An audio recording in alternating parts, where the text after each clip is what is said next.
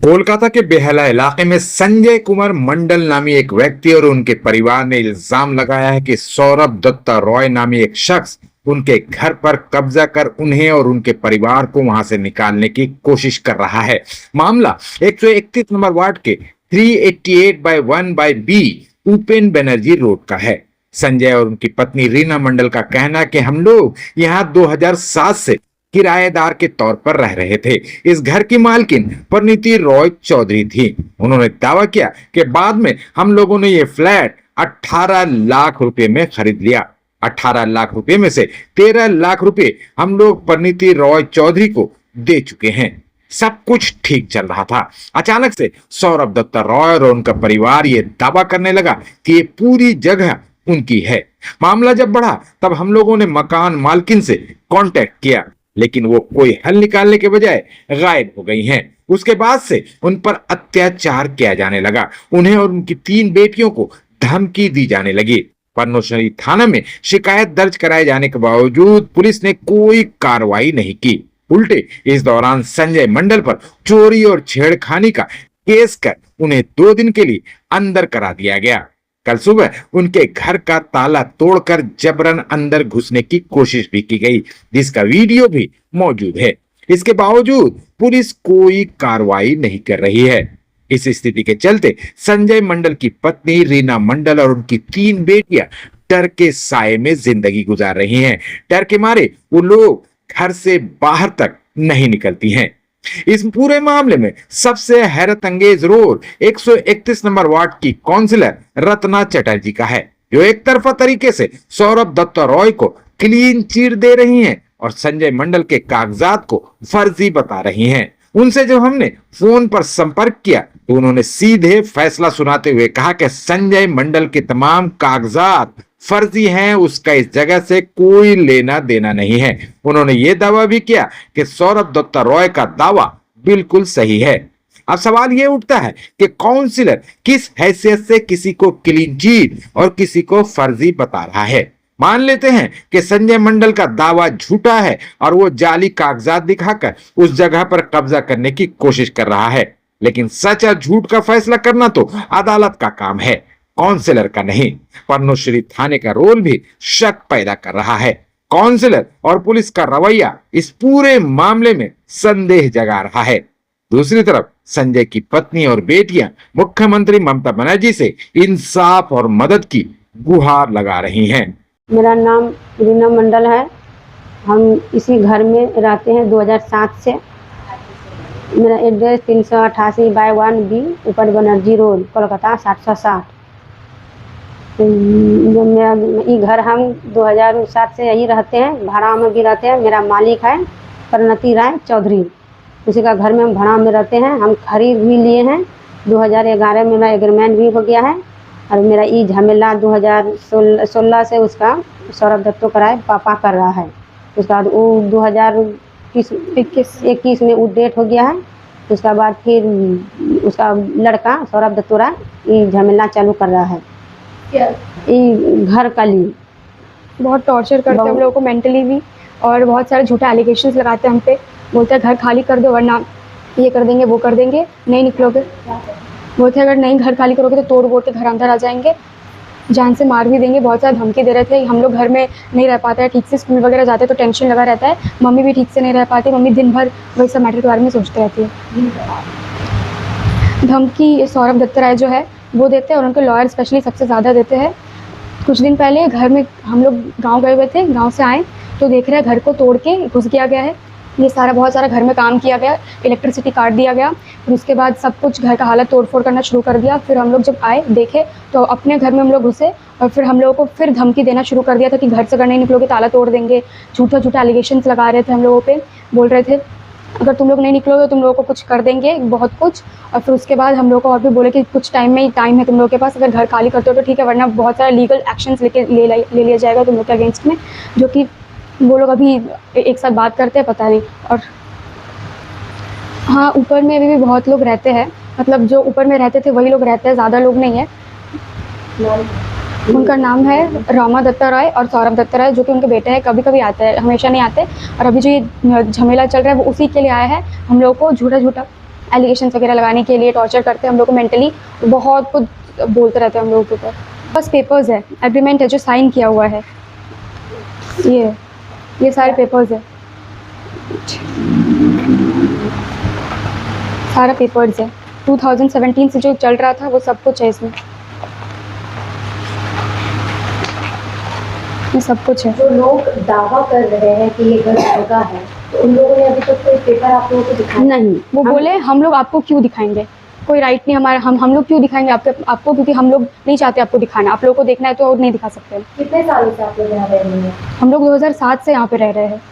इसका कोई प्रूफ है आप लोगों के पास? हाँ, हाँ, साइन किया हुआ सारा पेपर है, रेंट कंट्रोल में भरा हम लोग देते हैं, भाड़ा भी देते हैं, ये रहा। बिल है और इलेक्ट्रिसिटी का बिल जो है, जो हर महीना पे करते हैं हम लोग, ये है, और भी है, हर महीने पे करते हैं हम तो लोग। आप लोगों ने इसको यहाँ दिखाओ, के थाना पुलिस से कांटेक्ट किया? हाँ, पुलिस को हमें जब भी कुछ मैटर होता है पुलिस को कॉल करते हैं। वो लोग तो पहले आना नहीं चाहते हैं, आते हैं तो एक दूसरे का बात सुन लेते हैं, फिर उनके तरफ हो जाते हैं, पता नहीं वो लोग क्या बोल देते हैं ऐसा। फिर बोलते हैं तुम लोग को जो भी सॉल्व करना है झमेला खुद सॉल्व करो, या फिर कोर्ट में जाके बोलो, हम लोग का कोई इसमें, हम लोग नहीं इन्वॉल्व कर सकते खुद को।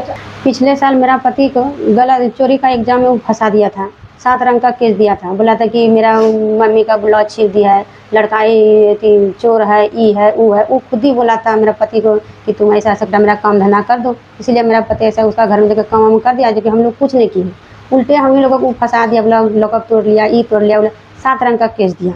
उसके बाद फिर हम थाना आना गए, सबको फोन तोन किए, उन लोग कुछ नहीं सुने, उन लोग कुछ नहीं सुना। उसके बाद फिर हम 2 दिन तक हम फिर 2 दिन तक फिर 12:30 बजे रात में हम रत्ना चटर्जी का भी घर गए, उसको दीदी को बोले, दीदी नहीं आया, दीदी का जो स्टाफ था वो भी आया, उसका हम प्रणाम किया, हाथ जो रोने लगे कि भैया मेरा पति को आज लॉकअप में बंद कर दिया, हम 3 बच्चा बुतरू है, हम कहाँ जाएंगे, ऊपर मेरा सामान था, सामान ऊपर से मेरा नीचे फेंक दिया था।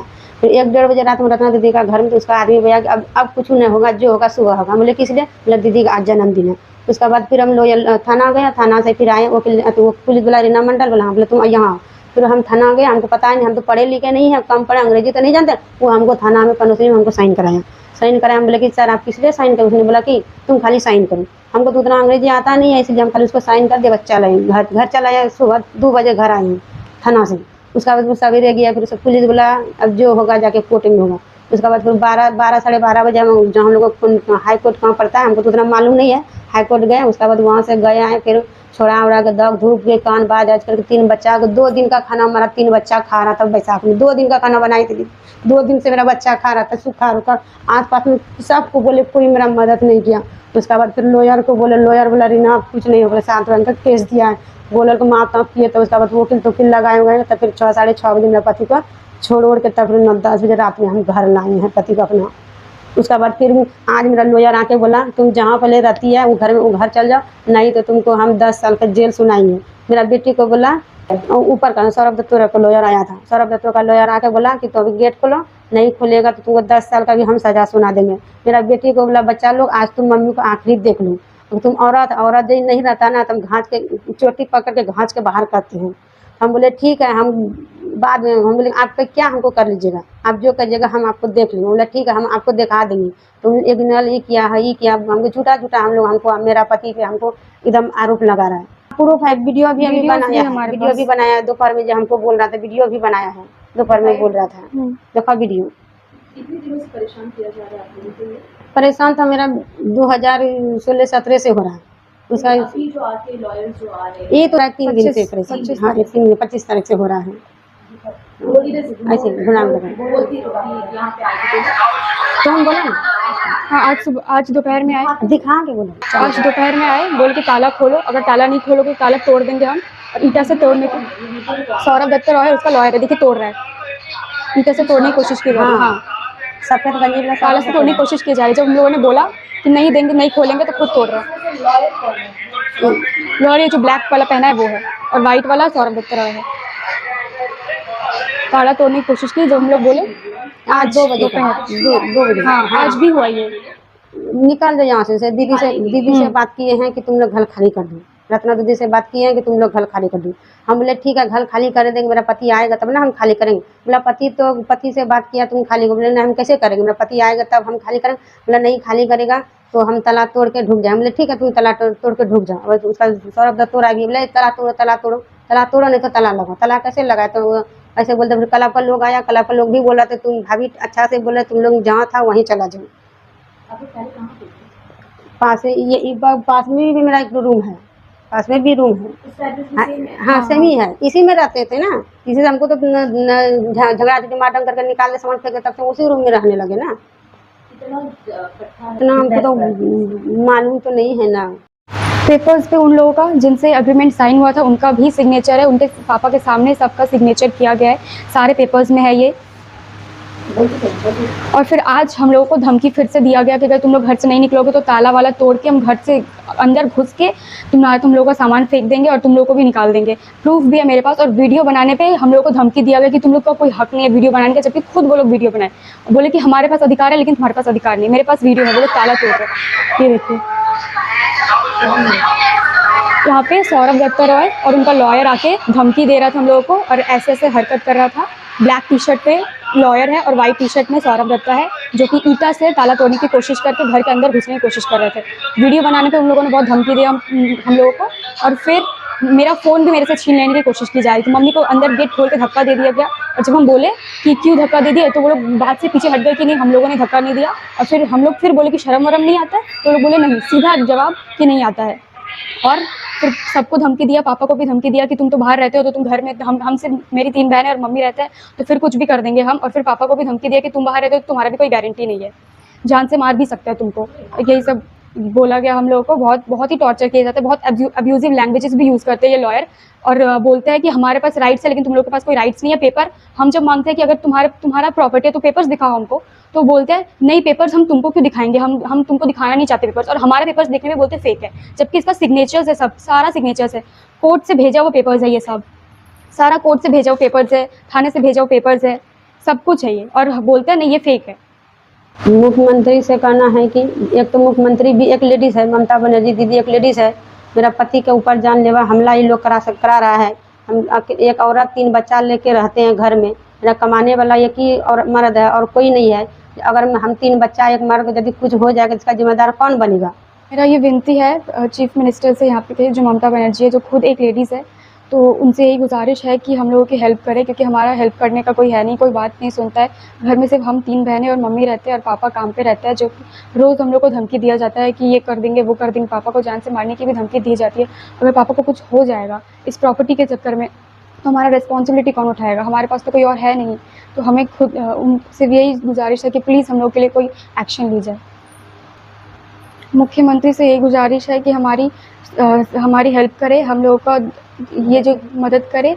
और हम लोग बहुत डर में रहते हैं, बहुत दिनों से हम लोग रात में सो नहीं पाते, सुबह उठते ही मन में यही सब ख्याल चलते रहता है, खाना वाना ठीक से खाते नहीं है। तो आपसे यही गुजारिश है कि हमारी मदद करें। और हमारा लोकल थाना जो है पौनुश्री थाना, उन पुलिसों से भी निवेदन है कि इस केस को देखें, इस पर उनकी राय ले और फिर हमारी मदद करें।